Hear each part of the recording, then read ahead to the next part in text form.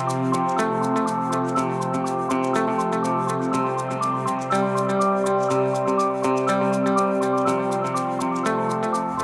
do ordinary people do to bring about innovation in organizations? What happens when you're running a country? You know, could you actually bring about some innovation and get people to think very differently?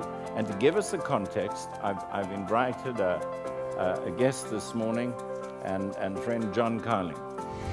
Towards the end of the 80s, there was this corporation called South Africa. It was an old conservative corporation whose global reputation was mud, whose brand value was zero, and where relations between management and the labor force were absolutely catastrophic. And a character called Nelson Mandela, who heads a young, enthusiastic but untried organization, purports to take over this company, fuse the cultures of this old conservative company and his young, enthusiastic one, and restore the brand, make it shiny and big and rich and happy. When we think of the stakeholders, when we think about changing, when you think about innovation, there's always resistance. And we underestimate our enemies.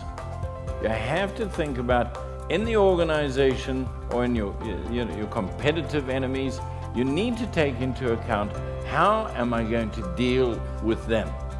Mandela was a quite brilliant strategist and political leader who, among other things, understood the value of symbols to get to people's heart. What he did, he got hold of this symbol, which was the symbol of his enemy, a symbol of division, and he transformed it into an instrument of reconciliation, fusion, unity. The thing that strikes one about Mandela, it wasn't only about the symbolism.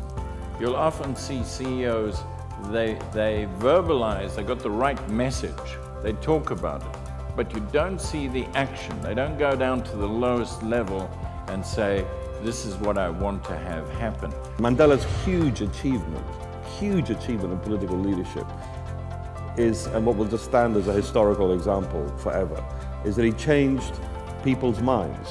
Now, we all know how difficult it is for us to change our minds just in petty, small things in everyday life. We're also stubborn and fixed in our ideas.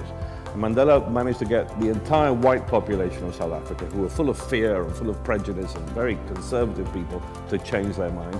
And he got his own people, who were thirsting for revenge, full of resentment, to change their minds too. Completely changed the worldviews of practically the entire citizenry of his country. That's the amazing thing. And he told me that the key thing is, as he put it, don't think so much of addressing their minds, address their hearts. We need people like this to pull Europe out of the mire that we're in. We need people with a vision, who can deal with enemies, who can deal with factions, who can pull them together and get up there and say, this is it, this is where we're going to go.